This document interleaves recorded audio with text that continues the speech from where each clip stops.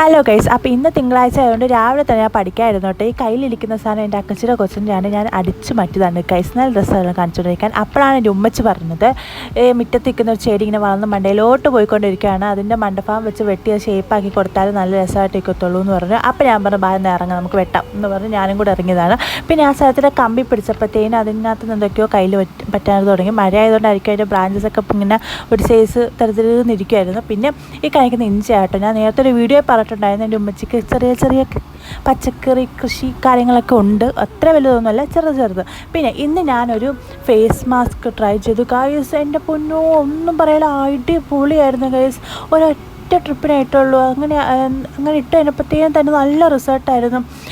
അതിൻ്റേതായിട്ട് തന്നെ വീഡിയോ ഞാൻ വേറെ ഇടാം കേട്ടോ. അപ്പം പറയാം, നന്നായിട്ട് എൻ്റെ മുഖം നന്നായിട്ട് ടാൻ അടിച്ചിരിപ്പുണ്ടായിരുന്നു. അത് നന്നായിട്ട് മാറിയിട്ടുണ്ടെന്ന് ഞാൻ പറഞ്ഞു. അപ്പം നമുക്ക് അടുത്ത വീഡിയോ ആയിട്ട് കാണാം. ബൈ.